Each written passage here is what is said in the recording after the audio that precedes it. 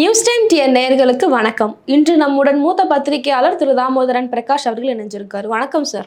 வணக்கம் Anitha Daniel madam, வணக்கம் sir. இன்னைக்கு அதிமுக பாஜக மீட்டிங் ரொம்ப சிறப்பாக நடந்து முடிஞ்சிருக்கு. அதில் பார்த்தீங்கன்னா திமுகவை ரொம்பவே விமர்சனம் பண்ணி பேசியிருக்காங்க. மேடை ஏறின எல்லாருமே திமுகவை பேசியிருக்காங்க அப்படின்ற மாதிரி சொல்லலாம். ஆனால் இப்போ என்ன இங்கே பார்க்க வேண்டிய விஷயமா இருக்குன்னா, தாவேகாவை பற்றியும் விஜயை பற்றியும் யாரும் எதுவும் பேசவே இல்லை. எதனால் சார்? ஒருவேளை இது பிஜேபியினுடைய உத்தரவாக இருக்குமா? கண்டிப்பாக பிஜேபியோட உத்தரவு என்னன்னா, யாரும் விஜயை பற்றி பேசக்கூடாது. பிரைம் மினிஸ்டர் லெவல்லேருந்தே அந்த உத்தரவு வந்திருக்கு, ரைட்டுங்களா?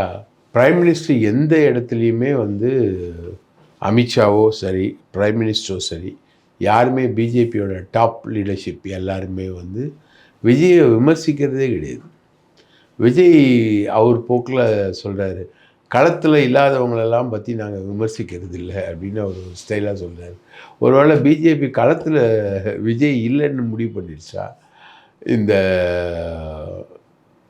கரூர் விஷயத்துலேயும் சரி, ஜனநாயகன் விஷயத்துலேயும் சரி, ஜனநாயகன் வர 27ஆம் ஜட்ஜ்மெண்ட்டுன்னு இப்போ வந்திருக்கு. ஸோ வர 27ஆம் ஜட்ஜ்மெண்ட்டு, அதுக்கப்புறம் அவங்க சுப்ரீம் கோர்ட் போவாங்க, சென்சார் போர்டு. சப்போஸ் இவங்களுக்கு சாதகமாக ஜட்ஜ்மெண்ட் வந்தால் சென்சார் போர்டு போகும் சுப்ரீம் கோர்ட்டுக்கு. இவங்களுக்கு பாதகமாக ஜட்ஜ்மெண்ட் வந்துன்னா இவங்க போவாங்க. இல்லைனா நீங்கள் மறு ஆய்வு கமிட்டிக்கிட்ட போயிட்டு நீங்கள் அப்பீல் பண்ணிட்டு ரெடி பண்ணிக்கோங்கன்னு ஒரு இது வந்தால் அதை எப்படி இவங்க ஹேண்டில் பண்ணுவாங்க, ஜனநாயகனை இவங்க எப்படி ஹேண்டில் பண்ணுவாங்கன்றது ஒரு கொஸ்டினாக இருக்குது. ஆனால் இன்றைக்கி நேற்று விசில் கொடுத்துருக்காங்க. இன்றைக்கி ஜனநாயகன் பற்றின தீர்ப்பு டேட்டு கொடுத்துருக்காங்க. அதே நேரத்தில் விஜய் பற்றி யாருமே பேசக்கூடாது அப்படின்னு ஒரு தடை உத்தரவு மதுராந்தகம் கூட்டத்தில் எல்லாருக்கும் பிறப்பிக்கப்பட்டிருக்கு. அப்போது விஜயை இன்னும் எதிர்பார்த்துக்கிட்டு இருக்காங்க. நம்ம பிப்ரவரி 15ஆம் வரைக்கும் விஜயை எதிர்பார்ப்பாங்க அப்படின்னு நம்ம நேற்று பேசியிருந்தோம். அந்த பிப்ரவரி 15ன்றது எலெக்ஷன் அனௌன்ஸ் பண்ண போகிற டேட்டான்னு தெரியல, அன்னைக்கு முடிவெடுப்பாரான்னு தெரியல விஜய். அது வரைக்கும் தனித்து போட்டி அப்படின்னே கதை விட்டுட்டு கடைசியில் இப்படி ஒரு முடிவெடுப்பாரான்னு தெரியல. இன்றைக்கி சுப்ரீம் கோர்ட் கரூரில் நடந்த சம்பவம் மிகவும் வருத்தம் அளிக்கக்கூடிய சம்பவம்னு சொல்லிட்டு சுப்ரீம் கோர்ட்டோட தலைமை நீதிபதியே இன்றைக்கி சொல்லியிருக்கார், ரைட்டா? இன்றைக்கி செய்திகளில் அது அடிபட்டது. ஸோ கரூர் சாதாரண இஷ்யூவாக போல், அது ரொம்ப அகில இந்திய அளவில் அது ரொம்ப சென்சிட்டிவாக பார்க்குறாங்க அந்த இஷ்யூவை. ஒரு சுப்ரீம் கோர்ட் தலைமை நீதிபதி பொதுக்கூட்டங்கள் எப்படி நடக்கணும் ஒரு மனுவில் பேசும்போது அவர் இந்த வார்த்தைகளை சொல்கிறாரு அப்படின்னா அது எவ்வளோ சீரியஸாக அங்கே இருக்குது அப்படின்றது தெரியுது.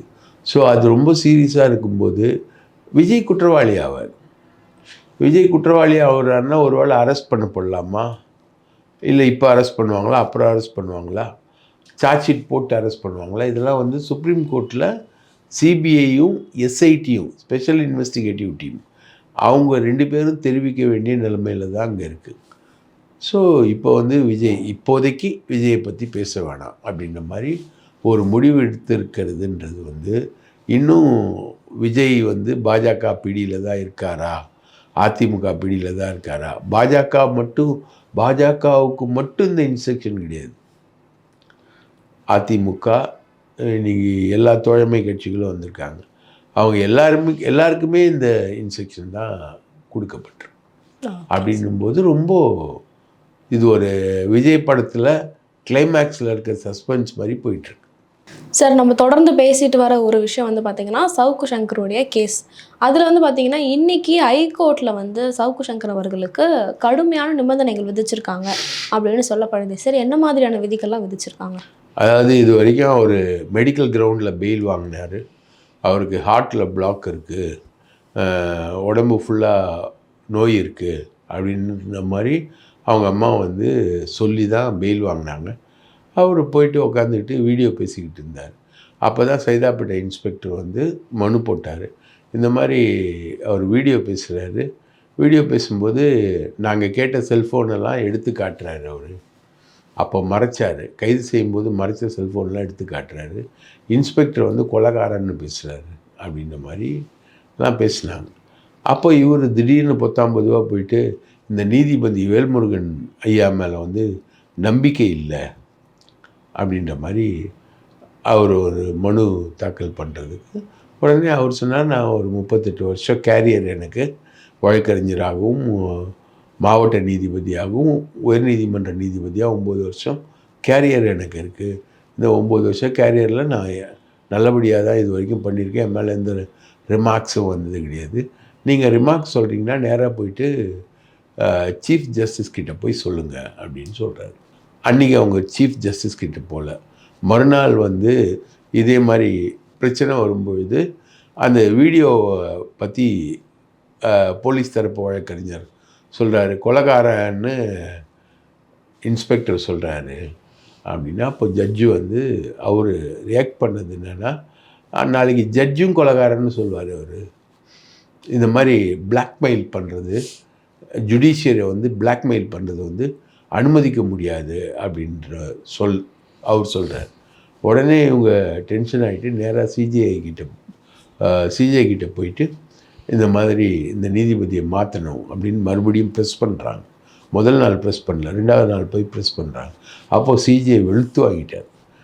அவருக்கு ஒரு 38 வருஷம் கேரியர் இருக்குது. அவர் ஏதாவது ஜட்ஜ்மெண்ட் கொடுத்து உங்களுக்கு பிடிக்கலன்னா நீங்கள் வந்து சுப்ரீம் கோர்ட்டில் அப்பீல் பண்ணுங்கள். அதுக்குன்னு நீங்கள் வந்து எங்கள் சக நீதிபதியே எங்ககிட்ட வந்துட்டு அவர் சரியில்லைன்னு அவரை மாற்றணும்னு சொல்கிறது எந்த விதத்தில் நியாயம், அது நாங்கள் எப்படி ஏற்றுக்க முடியும் அப்படின்னு அவர் போட்டு விளாசி வாங்கிட்டார். அதுக்கப்புறம் இன்றைக்கி ஜட்ஜ்மெண்ட்டுன்னு அவர் அனௌன்ஸ் பண்ணியிருந்தார். இன்றைக்கி ஜட்ஜ்மெண்ட் வரும்பொழுது, வழக்கில் ஜட்ஜ்மெண்ட் வரும்பொழுது அவர் வந்து எல்லோரும் எதிர்பார்த்தது வந்து அவரோட பெயில் வந்து கேன்சல் ஆகும்னு எதிர்பார்த்தாங்க. அவர் பெயிலை கேன்சல் பண்ணவே இல்லை. ஆனால் எந்த மெடிக்கல் கிரவுண்டில் நீங்கள் பெயில் வாங்கினீங்களோ அந்த மெடிக்கல் கிரவுண்டுக்கு ஏற்ற கண்டிஷன்ஸை வந்து நீங்கள் ஃபாலோ பண்ணணும். நீங்கள் இஷ்டத்துக்கு வீடியோலாம் போட்டுக்கிட்டு இருக்க முடியாது, ரைட்டுங்களா? நீங்கள் போயிட்டு சின்ன சின்ன ஹாஸ்பிட்டல்லாம் போய் ட்ரீட்மெண்ட் எடுத்துக்கிட்டு இருக்கிறதா சொல்கிறீங்க. நீங்கள் சின்ன ஹாஸ்பிட்டல்லாம் ட்ரீட்மெண்ட் எடுக்க வேணாம். நான் ராஜீவ்காந்தி அரசு பொது மருத்துவமனையில் மெடிக்கல் போர்டு ஒன்று ஃபார்ம் பண்ணுறேன். 2ஆம் தேதி நீங்கள் போய் அப்பியர் ஆகுங்க. அவங்க வந்து கம்ப்ளீட்டாக உங்களை மெடிக்கல் செக்கப் பண்ணுவாங்க. செக்கப் பண்ணிட்டு அவங்க 3ஆம் தேதி அந்த ரிப்போர்ட்டை சப்மிட் பண்ணுவாங்க. அந்த ரிப்போர்ட்டை அவங்க சப்மிட் பண்ணதுக்கப்புறம் இந்த கோர்ட் வந்து இந்த வழக்கில் தீர்ப்பு அளிக்கும். இந்த வழக்கில் எதிர்பார்க்க போகிற தீர்ப்பு வந்து அவர் வந்து மெடிக்கல் கிரவுண்டில் ஃபிட்டாக இல்லையா அப்படின்றது தான். அந்த மெடிக்கல் கிரவுண்டில் அவர் சொல்கிற வியாதியெல்லாம் அவருக்கு இருக்கா, அவர் வந்து ரொம்பவே கஷ்டப்படுறாரா அப்படின்றது வந்து யார் இப்போ தீர்மானிக்க போகிறாங்க? நம்ம மெடிக்கல் போர்டு தான் வந்து தீர்மானிக்க போகுது. அவருக்கு வந்து ஏற்கனவே HIV இருக்கிறதா ஒரு பரபரப்பான புகார் வந்து முன்னாடியே திருச்சி சூர்யா மாதிரி ஆட்கள்லாம் அந்த சர்டிஃபிகேட்டே வெளியிட்டாங்க. ஏன்னா காவேரி மருத்துவமனையில் HIV அவருக்கு நெஞ்சு வலின்னு அவர் போய் படுக்கும்போது சோதனை பண்ணும்போது HIV பாசிட்டிவ்னு அவருக்கு வந்ததா அந்த ரிப்போர்ட்லாம் வெளியில் வந்துச்சு. அந்த ரிப்போர்ட்லாம் இப்போது கம்ப்ளீட் மெடிக்கல் செக்கப் பண்ணும்போது அதையும் சேர்த்து செக்கப் பண்ணிவிடுவாங்க. பட் ஆனால் அதெல்லாம் வந்து சீலிட்ட கவரில் நீதிபதி கிட்ட கொடுக்கறதுனால அது வெளியில் வராது. ஆனால் அந்த சோதனைகள் எல்லாமே நடத்தப்படும். இவருக்கு உண்மையிலேயே என்னென்ன வியாதி இருக்குது, எங்கெல்லாம் நெஞ்சில் அடைப்பு இருக்குது, எங்கெல்லாம் இவருக்கு உடம்புல பிரச்சனை இருக்குது அப்படின்றது வந்து அவங்க ஒரு ரிப்போர்ட்டாக கொடுப்பாங்க. அதுக்கப்புறம் நீதிமன்றம் ஒரு முடிவு எடுக்கும். நீதிமன்றம் எடுக்கக்கூடிய முடிவில் நமக்கு தெரிஞ்சிடும் இவருக்கு வந்து மெடிக்கலி இவர் வந்து உண்மையிலேயே கஷ்டப்படுறாரா இல்லை இவர் வந்து நடிக்கிறாரா அப்படின்றது வந்து அந்த முடிவில் தெரிஞ்சிடும். ஸோ 3ஆம் தேதி வரைக்கும் அவர் வீடியோ போட முடியாது, வீடியோ பேச முடியாது, இந்த மாதிரி ஆக்டிவிட்டீஸ் எதையும் செய்ய முடியாது. மெடிக்கல் ட்ரீட்மெண்ட் எடுத்துக்கிட்டு இருக்காரு. மெடிக்கல் ட்ரீட்மெண்ட்டோட ஒரு ஒதுங்கி நிற்க வேண்டியது தான் அப்படின்றது தான் தெரியும். 3ஆம் தேதி ஜட்ஜ்மெண்ட் வந்த அப்புறம் தான் அவருக்கு உண்மையிலேயே மெடிக்கல் ப்ராப்ளம் இருக்கா இல்லையான்றது கிளியராக தெரிய வரும். சார், தமிழ்நாடு பொறுத்த வரைக்கும் எப்பவுமே 1 vs 1 அந்த மாதிரி தான் இருக்கும் சார். திமுக வெர்சஸ் அதிமுக அந்த ஒரு லைனில் தான் போவோம், அந்த ஒரு ஸ்கோப்பில் தான் எப்பவுமே இருக்கும். இப்போ பார்த்தீங்கன்னா அதிமுகவில் இருக்கக்கூடிய கூட்டணிகள் வந்து ரொம்ப வலுவாக நின்றுட்டாங்க, கூட்டணிகள் சேர்ந்துட்டாங்க. இதுக்கு ஏற்ற மாதிரி திமுகவில் கூட்டணிகள் இன்னும் சேருவாங்களா? எப்படி சார் நடக்கும் இதுக்கப்புறம்? போன சட்டமன்ற தேர்தலில் தான் அவங்க கரெக்டாக பாரதிய ஜனதா கட்சியோட கூட்டணி வச்சுருந்தாங்க. அவங்க கூட இந்த கூட்டணி கட்சிகள்லாம் சேர்ந்துருந்தது. அப்போது வந்து பார்த்திங்கன்னா அன்புமணியும் ராமதாஸும் ஒன்றா இருந்தாங்க. ஓபிஎஸும் எடப்பாடியும் ஒன்றா இருந்தாங்க. 2 பேரும் ஒன்றா இருந்தாங்க. இப்படி தான் அவங்களுடைய கூட்டணி இருந்தது. அதுக்கப்புறம் பார்லிமெண்ட் தேர்தல் வரும்போது பிஜேபியும் ஏடிஎம்கேவும் பிரிஞ்சிடுச்சு. ஏடிஎம்கே ஒரு கூட்டணி அமைச்சிருந்தது.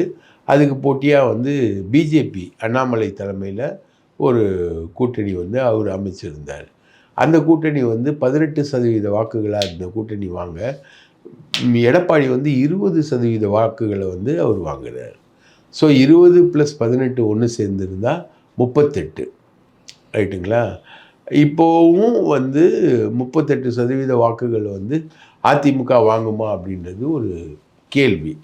இன்றைக்கி அமைஞ்சிருக்க கூட்டணியில் பார்த்திங்கன்னா டிடிவி தினகரன் வந்து போன சட்டமன்ற தேர்தலில் இவங்களோட இல்லை. இப்போது ஏடிஎம்கே கூட்டணிக்கு அடிஷ்னலாக வந்திருக்கிறது டிடிவி தினகரன். ஆனால் ஏடிஎம்கே கூட்டணிக்கு மைனஸாக நிற்கிறது யார்? சசிகலா, ஓபிஎஸ், ராமதாஸ். அன்புமணியும் ராமதாஸும் ஒன்றா இல்லை, தனித்தனியாக பிரிஞ்சு ராமதாஸ் இவங்கெல்லாம் தனியாக நிற்கிறாங்க. இன்னும் டாக்டர் கிருஷ்ணசாமி வந்து இன்னும் இந்த கூட்டணிக்குள்ளே வரல. போன சட்டமன்ற தேர்தலில் அவர் ஏடிஎம்கே கூட்டணிக்குள்ளே நின்னார். இந்த இதில் வந்து அவர் இல்லை. இந்த அணி சேர்க்கையில் அவர் இல்லை. அப்போது எல்லாரும் சொல்ல முடியாது, ரைட்டா? புரட்சி பாரதம் வந்துச்சு, ஜான் பாண்டியன் வந்துட்டார், ஏசி சண்முகம் வந்துட்டார், பாரிவேந்தர் வந்துட்டார், டிடிவி வந்துட்டார், அன்புமணி வந்துட்டாங்க, பிஜேபி வந்துடுச்சு, ஏடிஎம்கே வந்துடுச்சு. இதுதான் இப்போ நீங்கள் கேட்ட கேள்வி வந்து டிஎம்கே வந்து என்ன பண்ணிக்கிட்டு இருக்குன்னு. இன்றைக்கும் வந்து திமுக வந்து தேமுதிகவோட பேசிக்கிட்டு இருக்கு, ரைட்டுங்களா? தேமுதிகவோட நல்லபடியாக பேச்சுவார்த்தை நடக்குது. அவங்களுக்கு ஒரு ராஜ்யசபா சீட்டு தர அளவுக்கு ஓகே பண்ணியிருக்காங்க இவங்க. அவங்க வந்து ஏடிஎம்கே கிட்டேயும் பேசிக்கிட்டு இருக்காங்க தேமுதிக இன்ஃபேக்ட் வந்து போன பார்லிமெண்ட் தேர்தலில் ஏடிஎம்கேவோட நின்ன கட்சி. ஏடிஎம்கே 20% வாக்குகள் வாங்கினா அதில் ஒரு 3-4% வாக்குகளை வந்து வாங்கின கட்சி தேமுதிக. அப்போ தேமுதிகவை மைனஸ் பண்ணி பார்த்தா ஏடிஎம்கேவோட வாக்கு சதவீதம் வெறும் 16% மட்டும்தான், அவ்வளோதான். அப்போ 4% வாக்குகளை வாங்கின தேமுதிக வந்து இன்றைக்கி வரைக்கும் அவங்க அணிக்குள்ளே வரல, ரைட்டுங்களா? அதே மாதிரி டாக்டர் ராமதாஸ், பாட்டாளி மக்கள் கட்சி அப்படின்னாலே டாக்டர் ராமதாஸ் தான். டாக்டர் ராமதாஸுக்காக தான் வன்னியர்களுடைய ஓட்டு.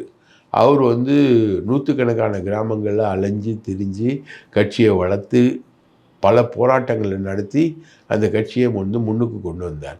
அன்புமணி மத்திய மந்திரியானாரே தவிர அவர் வந்து டாக்டர் ராமதாஸ்க்கு ஈக்குவலாக வர முடியாது. இந்த பாமகவுக்கு என ஓட்டு போடக்கூடிய ஒரு பெரிய செட்டு வந்து ராமதாஸ்க்காக தான் ஓட்டு போடும், அன்புமணிக்காக ஓட்டு போடாது. அந்த ராமதாஸ் வந்து இன்னும் அதிமுக முகாமுக்குள்ளே அவர் கொண்டு வர முடியல. அன்புமணியை மட்டும் அவசர அவசரமாக கூப்பிட்டு எடப்பாடி வந்து கூட்டணியை வச்சுக்கிட்டார். இதில் ஃபேக்ட் என்னன்னா, இந்த மற்ற கட்சிகளுக்குள்ள உதிரி கட்சிகள்லாம் இவங்களோட பேசுகிறது வந்து எடப்பாடி இல்லை, டிடிவியோட பேசுனது அண்ணாமலை, ரைட்டா? மற்ற கட்சிகளோட பேசுனது எல்லாமே வந்து பிஜேபி தான் பேசியிருக்கு. ஜிகே வாசன் எப்போவுமே ஏடிஎம்கே முகாமுக்குள்ளே இருப்பார். போன தடவை பிஜேபி முகாமில் இருந்தார் பார்லிமெண்ட் தேர்தல் அப்போ. இந்த முறை ஏடிஎம்கே முகாமுக்குள்ளே வர்றார். இவ்வளோதான் அடிஷன் வந்து இவ்வளோதான். பழைய அண்ணாமலை கிட்ட இருந்த ஸ்ட்ரென்த் இருக்கு இல்லையா, அந்த ஸ்ட்ரென்த் வந்து இன்னும் முழுசாக ஃபார்ம் ஆகி வரல, ரைட்டுங்களா? அதில் அண்ணாமலை கிட்ட இருந்த முக்கியமான ஆள் ஓபிஎஸ் இல்லை. ஓபிஎஸ் வந்து இந்த சைடு வந்து பேசிக்கிட்டு இருக்காரு, டிஎம்கே தரப்புலையும் அவர் வந்து பேசிக்கிட்டு இருக்காரு. சசிகலாவும் வந்து பேசிக்கிட்டு இருக்காரு. இவங்க 2 பேரும் தாவேக்காவுக்கு போயிடுவாங்களோ அப்படின்ற ஒரு பேலன்ஸும் இருக்குது. ஸோ ஏடிஎம்கே ஃபுல்ஃபில்லாக இல்லை. வேற டிஎம்கே சைடு பார்த்திங்கன்னா அடிஷ்னலாக இப்போ ஏற்கனவே ஒரு வலுவான கூட்டணி தான் அவங்க கூட்டணி. போன பார்லிமெண்ட் தேர்தலில் 0/40 அடித்து காமிச்சாங்க. இப்போது வந்து அவங்களுடைய கூட்டணி இன்னும் வலுவாக இருக்குது. காரணம் தேமுதிகவும் ராமதாஸும் மற்றும் ஏடிஎம்கேயில் ஒதுக்கப்படக்கூடிய ஆட்கள் எல்லாம் இந்த சைடு வராங்க. இப்போது டிடிவி தினகரன் கிட்டேருந்து மாணிக்க ராஜான்னு ஒருத்தர் பொதுச் செயலாளராக இருந்தவர், அவர் இந்த சைடு வந்துட்டுருக்கார். சரிங்களா?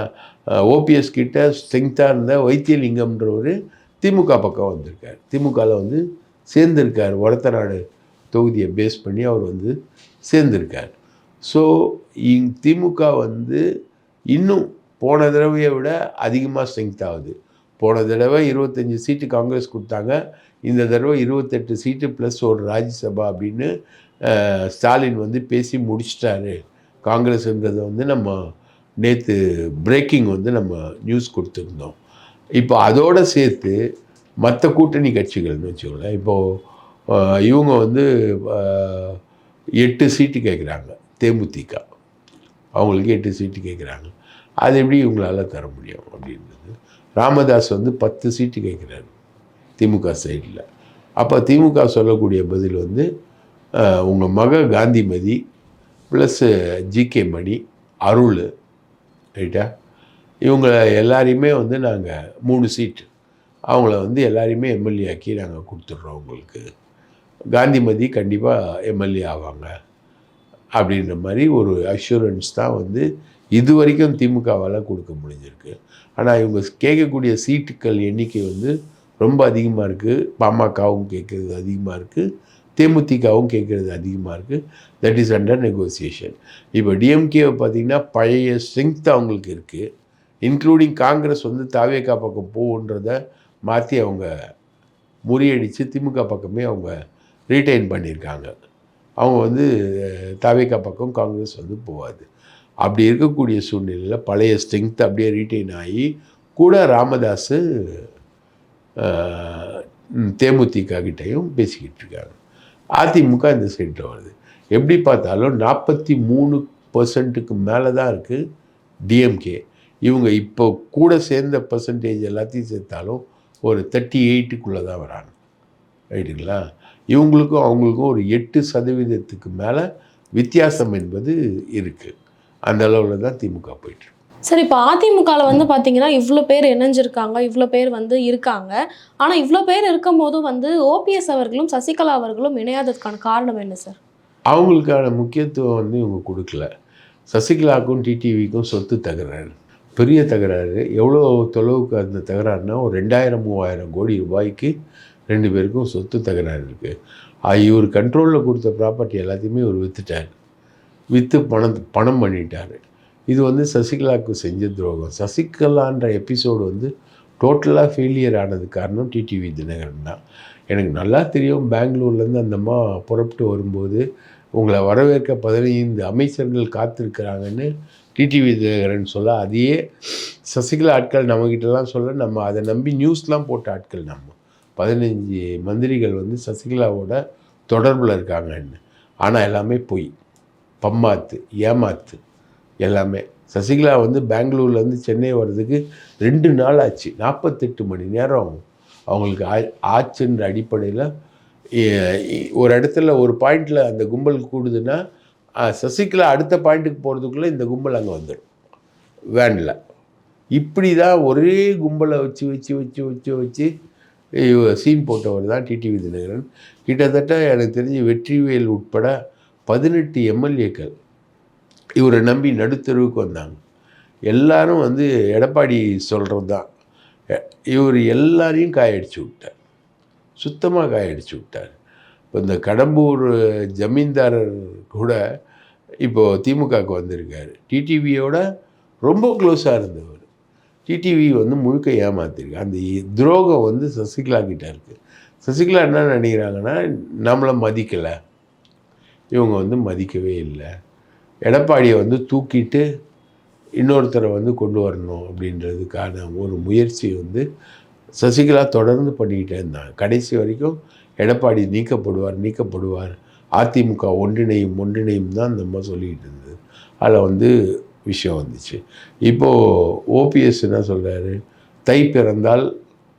தை பிறப்பதற்குள் ஒரு முடிவு எடுப்போம் அப்படின்றார். ஆனால் ஓபிஎஸ்ஸுக்கு கொடுத்த டெட்லைன் என்னென்னா, பிரதமர் விழாக்கு நீ வரணும், இல்லைனா உன்னை மதிக்க மாட்டோம் அப்படின்றது தான் ஓபிஎஸ்க்கு கொடுத்த டெட்லைனு. ஆனால் அதுக்கப்புறமும் அவர் தை முடியறதுக்குள்ளே நாங்கள் வந்து ஒரு முடிவு எடுப்போம் அப்படின்ற மாதிரி அவர் சொல்லிக்கிட்டு இருக்காரு. ஸோ இது வந்து பயங்கர சிக்கல் தான் எடப்பாடிக்கு. ஓபிஎஸ் வந்து போய் ஜாதி சங்க தலைவர்கள்லாம் மீட் பண்ணி பேசுகிறாருன்னு நம்ம நேற்றே பேசியிருந்தோம், ரைட்டுங்களா? அது வந்து முக்குளத்தோர் சங்கம். இவர் வந்து 10.5% இடஒதுக்கீடு வன்னியர்களுக்கு கொடுத்ததுனால முக்குளத்தோர் வந்து கடுமையான கோபத்தில் இருக்காங்க. அந்த கோபம் இன்றைக்கி வரைக்கும் தனியில்ல. அந்த கோபம் தான் வந்து 3.5 லட்சம் வாக்குகளாக ஓபிஎஸ்க்கு ராமநாதபுரத்தில் விழுந்தது. தேனியில் வந்து டிடிவி தினகரனுக்கு அந்த வாக்குகளாக விழுந்தது. அதெல்லாம் சேர்த்து தான் 18% ஓட்டுக்கு இவங்க வந்தாங்க. அந்த கோபம் இன்னும் தனியில்லை. அது வந்து அந்த கோபம் தனியாமல் அந்த டீம் வந்து தாவேகா பக்கம் போயிடுமா அப்படின்ற மாதிரி ஒரு கேள்விக்குறி என்பது இருக்குது, ரைட்டுங்களா? அதே நேரத்தில் தாவேகா வந்து எல்லாத்தையும் விட்டுட்டு எடப்பாடி பக்கம் வந்துடுமான்ற ஒரு கேள்விக்குறியும் இன்றைக்கி வரைக்கும் இருக்குது. சார், இன்றைக்கு அந்த கூட்டத்தில் பார்த்தீங்கன்னா நிறைய பேர் நிறைய விஷயங்கள் பேசினாங்க. ஆனால் இதில் வந்து கவனிக்க வேண்டிய விஷயம் என்னவா இருக்குன்னா, பிரதமர் மோடி அவர்கள் வந்து எந்த இடத்துலையுமே வந்து எடப்பாடி அவர்கள் தலைமையில் தான் வந்து இந்த எலெக்ஷன் நடக்கும் அப்படின்ற மாதிரியான வார்த்தை எங்கேயுமே அவர் சொல்லலை. அதே மாதிரி பார்த்தீங்கன்னா எடப்பாடி அவர்கள் என்ன சொல்கிறாருன்னா, இந்த எலெக்ஷனை என் தலைமையில் தான் நடத்தணும், நான் தான் வந்து வழி நடத்த போகிறேன், அந்த மாதிரியான ஒரு இது சொல்கிறாரு. ஸோ இது ரெண்டுத்தில் எது சார் நடக்கும்? நீ நல்லா பார்த்தீங்கன்னா மோடியும் அந்த வார்த்தையை பேச மாட்டார். பியூஷ் கோயல் அமைச்சர் வர்றார் இல்லையா, நெகோசியேஷனுக்கு இங்கே பேச்சுவார்த்தையை நடத்துறதுக்கு ஒரு நாள் முன்னாடியே வந்தார் இல்லைங்களா, அவரு தான் எல்லாரையும் கூப்பிட்டு உட்கார வச்சு பேசினார். அவரும் எந்த இடத்துலையும் எடப்பாடி தலைமையிலான ஆட்சின்னு சொல்லலை.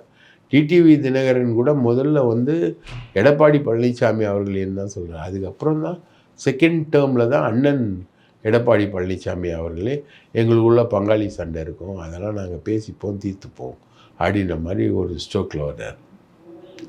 எடப்பாடி கேட்டகாரிகளாக சொல்கிறார், அதிமுக தலைமையில் ஆட்சி அமையும், தனித்து ஆட்சி அமையும். மொத்தம் அவங்க பிளான் பண்ணுறது வந்து 210 சீட்டு அதிமுக தலைமையில் ஆட்சி அமையும். ஸோ இதில் இன்னும் வந்து இவங்களுக்கு இன்னும் கேட்டகாரிக்கலாக வரல. இவங்க என்ன எதிர்பார்க்குறாங்கன்னா, விஜய் வருவார், விஜய் வந்து கூட்டணி அமைப்பார், கூட்டணி அமைச்சா யார் முதலமைச்சர்ன்றதை டிக்ளேர் பண்ணாமல் தான் நம்ம வந்து எலெக்ஷனுக்கு போவோம்.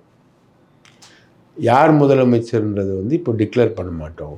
விஜய் முதலமைச்சரா எடப்பாடி முதலமைச்சரான்றதை டிக்ளேர் பண்ண மாட்டோம். ஒருவேளை விஜய்க்கு வந்து துணை முதலமைச்சர் கொடுக்கறதுக்கான அண்டர்ஸ்டாண்டிங் வந்தால் கூட யார் முதலமைச்சர்ன்றதை டிக்ளேர் பண்ணாமல் போவோம்.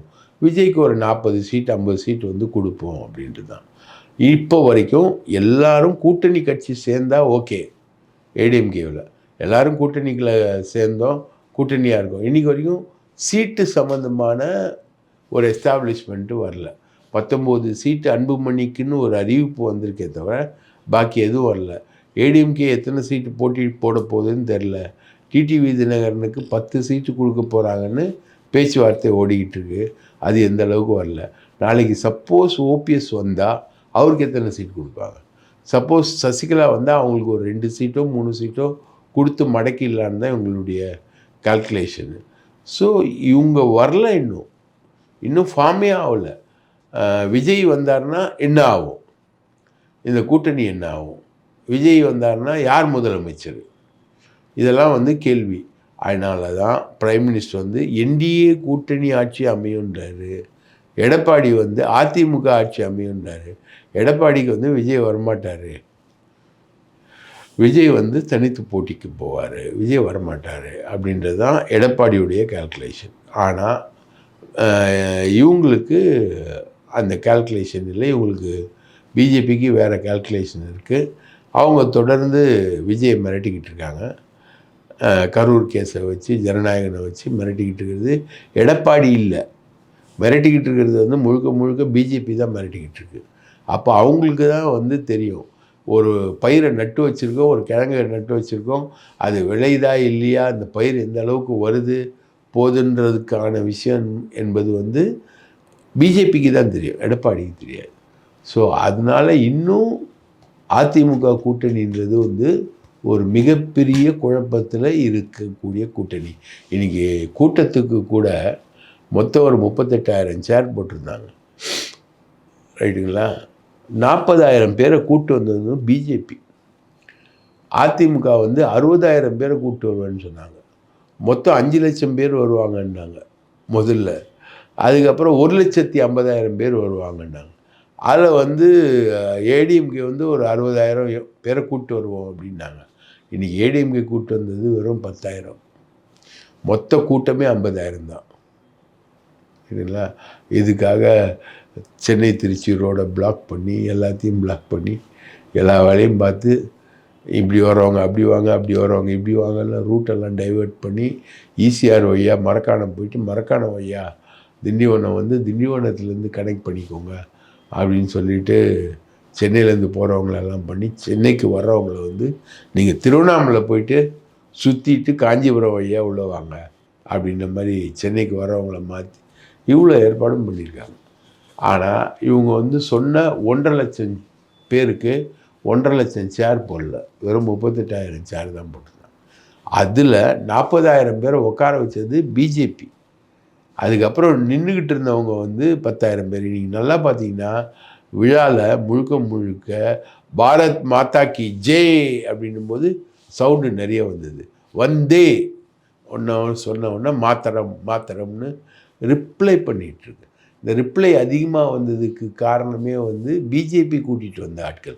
இவங்க உலகத்திலே இல்லாத மாதிரி ஒன்று பண்ணாங்க பிஜேபி. அதாவது ஆட்களை திரட்டுவதற்குன்னு ஒரு அணி வச்சாங்க. அந்த அணி ஊர் ஊராக போய் உட்காந்து பேசி காசு கொடுத்து கூட்டத்தை கூப்பிட்டு வந்தாங்க. ஒவ்வொரு சட்டமன்ற தொகுதியிலையும் உட்காந்து பேசி கூட்டிகிட்டு வந்தாங்க. அப்படி தான் அவங்க 40,000 பேரை திரட்டி கொஞ்சம் மானத்தை காப்பாற்றினாங்க. மானத்தை காப்பாற்றுற அளவுக்கு தான் இன்றைக்கி வரைக்கும் அதிமுக கூட்டணி இருக்குது. வேறு வகையில் வெற்றி நடை போடுகிறதுன்ற அடிப்படையில் எதுவுமே இல்லை. இன்னும் கூட்டணியும் அமையலை. கூட்டணி முழுசாக அமையலை. யாருக்கு சீட்டுன்றது முடிவாகலை. ரைட்டா? விஜய் உட்பட யார் கூட்டணிக்கு வருவாங்கன்றது இன்றைக்கி வரைக்கும் தெரியல. பிப்ரவரி 15 வரைக்கும் டைம். அப்போது இந்த சாதம் இன்னும் கொதிக்கலை. ரைட்டா? கொதிச்சப்புறம் தானே கடுகு தாளிக்கணும். கொதிக்கவே இல்லை. இது இன்னும் ஐஸ் ஸ்டேஜில் தான் இருக்குது. ரைட்டா? சிக்கனை போட்டாலும் எதை போட்டாலும் ஐஸ் ஸ்டேஜில் தான் இருக்குது. இந்த குழம்பும் கொதிக்கலை, இந்த பிரியாணியும் ஆகலை. அதுக்கு வந்து நீங்கள் வந்து தம்மும் கட்ட முடியாது, வெற்றிகரமாக கடுகு தாளிச்சும் போட முடியாது.